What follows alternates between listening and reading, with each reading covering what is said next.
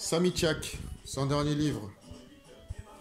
Le dernier Samy Tchak paru chez Lattès, Le continent du tout et du presque rien, que j'ai eu l'honneur de lire depuis il y a quelques temps. Et encore une fois, Samy nous a pondu quelque chose de super. Je l'ai dévoré. J'ai dévoré ce livre je recommande plus que recommander, évidemment, parce que il y a un peu de tout dedans. Il y a du roman divertissement, comme ce qu'on aime, ce qui vous accapare, vous avez envie de suivre le personnage, vous avez envie de le poursuivre dans ce qu'il découvre. Et il y a la réflexion. Et là, pour le coup, Samy Tchak revient, on va dire, au cœur de ce qui constitue ses études, qui est donc l'ethnologie, la sociologie, l'ethnologie. Et donc là, on se fait des nœuds au cerveau. Parce que c'est une longue discussion aussi autour de ce qu'est l'ethnologie, notamment appliquée au continent africain. Toutes ces personnes qui ont étudié l'Afrique, qui étudient l'Afrique, tous ces africanistes occidentaux et européens. Et ce livre est un vrai bijou. Donc, le continent du tout et du presque rien de Samy Tchak est divisé en deux grandes parties, on va dire. Donc, on nous met dans les traces de Maurice Boyer. Maurice Boyer, qui c'est un ethnologue qui finit ses études et qui décide, donc qui a rencontré, pendant ses études, a rencontré Safiou, non, c'est bien ça, oui. En tout cas, un Togolais, un étudiant togolais assez brillant. Et il a décidé d'aller faire son immersion au Togo. Parce qu'il faut que l'ethnologue doit aller sur le terrain. Une fois il fait des études, bien sûr, mais il doit aller sur le terrain. Et son terrain, il a choisi d'aller dans un village thème, qui n'est pas le village de son ami, qui lui en veut pour ça d'ailleurs, et qui va dans un autre village thème pour y rester en immersion avec les populations locales dans un petit village, au Togo donc, et apprendre, étudier. Et donc là, on a toute une partie qui est simplement de la vie de Maurice Boyer dans ce village thème. Ses relations particulières avec Worotu, qui est le chef du village, qui est un personnage haut en couleur. Ce qui est bien, c'est qu'on se lie à tous ces personnages, même les plus fous, on se lie vraiment à ces personnages. Et ses relations aussi, surtout avec l'imam. Donc le village a on va dire, deux pouvoirs. Le pouvoir administratif, qui est, on va dire, le pouvoir légitime, qui est le roi de ce village-là, qui est le chef du village plutôt, et le pouvoir spirituel, qui est cet imam très mystérieux, jeune, très mystérieux, qui fait vivre sa famille en reclus. Donc il a sa femme, qui est une très belle peule, avec sa petite fille, qui vivent à l'extérieur de la vie du village. Donc ça constitue deux pôles comme ça, sachant que ce village, très intéressant, c'est parmi les villages qui a été islamisé très tard, parce que c'est des villages qui étaient dans les montagnes. Et donc en fait, il y a un gros mélange dans leur pratique entre de l'animisme qui est de leur culture animiste et des relents d'islam et autres. Et c'est très intéressant de souligner ça parce que justement, l'imam, c'est quelqu'un qui est très intelligent, qui va savoir s'accommoder de ça. L'imam, parenthèse, c'est quelqu'un qui a fait des études à un moment en Europe. Donc il y a aussi une vraie belle histoire particulière de cet imam-là. Samy Tchak, ça écrit bien sûr, comme toujours. Par exemple, pour Safiou, son maître de stage de Maurice Boyer, c'est Monsieur Bureau, le professeur Bureau, qui a fait évidemment, ce sont tous des africanistes, donc qui ont fait plein de thèses et tout. Et Safiou, qui est un étudiant ethnologue en sociologie togolais, a contesté assez violemment certaines assertions du professeur Bureau, qui lui en veut, qui pousse Maurice Boyer à ne pas aller faire son immersion donc, au village de Safiou. Je vous lis un petit extrait de la position de Bureau. Maurice, donc là c'est Safiou qui parle à son ami. Maurice, tu sais très bien que ton directeur de thèse ne m'aime pas et apprécie encore moins ce qu'il appelle mon influence sur toi. Je sais qu'il n'a pas bien digéré tes critiques sévères sur les travaux qu'il a consacrés au thème, à ton peuple.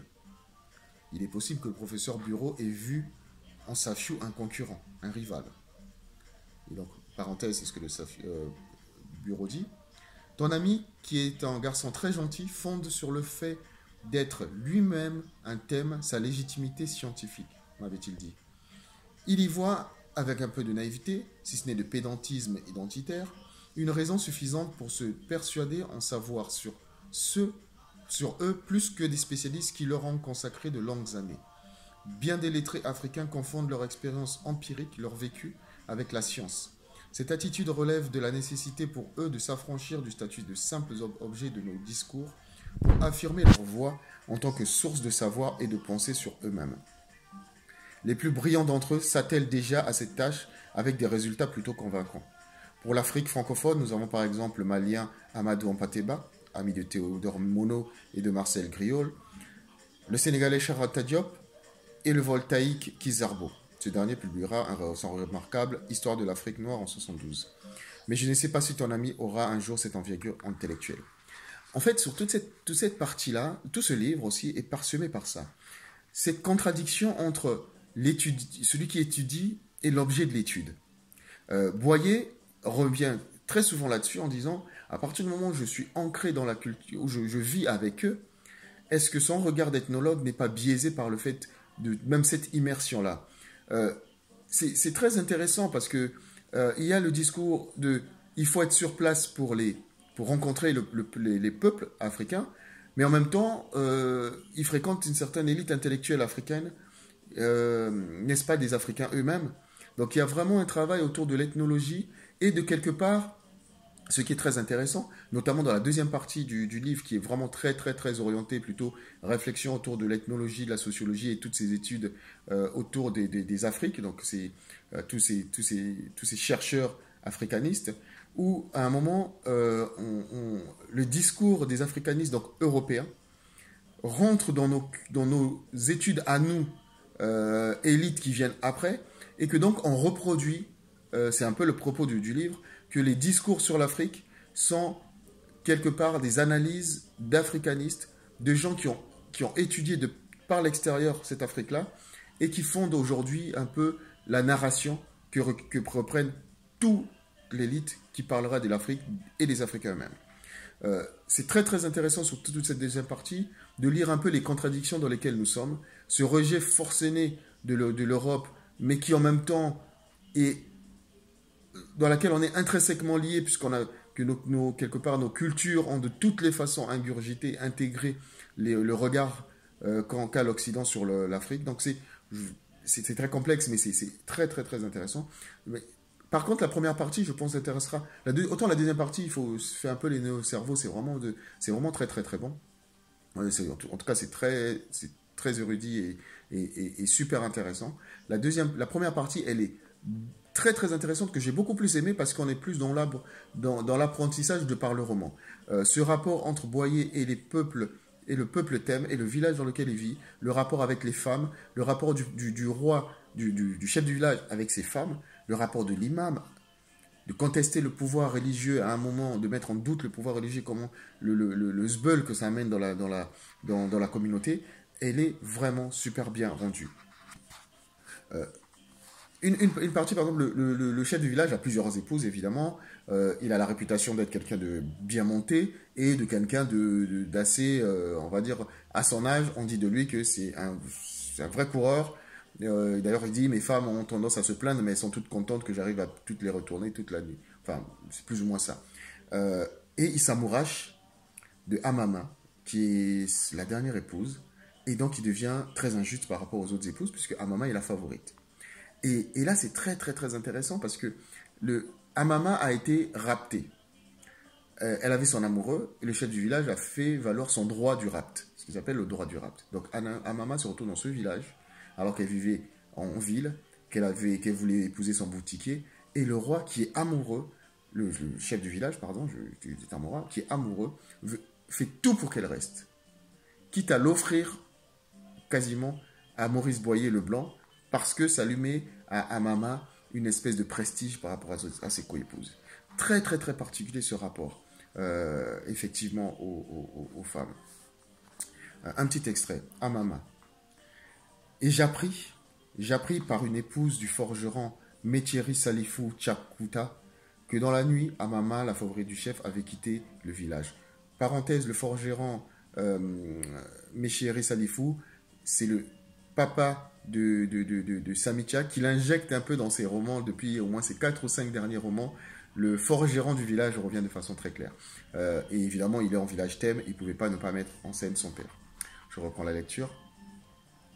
C'était sa 4e tentative de fuite depuis que le chef Wurotu avait joui de ses privilèges pour la rapter. Elle avait offert au village un nouveau sujet pour alimenter les commérages. Tout le monde, adultes, jeunes et même les enfants, commentaient sa fuite, en prenant le soin de le faire loin des oreilles du chef. Les seules personnes qui, en revanche, glossaient sur cette affaire en s'assurant que l'homme qui en souffrait, le chef, les entendait, c'étaient ses autres épouses, que le départ de la favorite soulageait, en même temps qu'il leur donnait contre leur mari si vulgairement injuste envers elles, une source de moquerie et de vengeance indirecte. Elles avaient, les pauvres, oublié que Wurotu, leur mari, était un bilieux qui, pour apaiser ses colères et ses frustrations, les rossait sans que les autres villageois puissent le calmer. Ainsi donc, durant plusieurs jours, de constantes humeurs noires les avait-il battues, toutes en les accusant d'avoir, de par leur jalousie, poussé l'unique femme dont il était réellement amoureux, eût-il la cruauté d'affirmer, à s'enfuir. Il avait menacé d'en renvoyer 2 chez leurs parents, les 2 plus âgés, qui ne lui étaient plus aucune utilité au lit. Vous êtes vieille, laide, inutile, méchante, puante. Je vais vous chasser d'ici et vous ramènerai chez vos parents votre ventre fripé, vos seins flasques, vos cheveux blancs, vos maladies. Vieille mégère, jalouse, crasseuse. Menace qu'il ne mit pas à exécution. Wurotu était devenu fou, disait-on. Mais la souffrance d'un homme qui prenait conscience que la femme qu'il aimait, qui ne l'avait jamais aimé, elle, lui avait échappé, cette souffrance, c'était de la folie. Heureusement, il parvint à la faire taire, cette folie.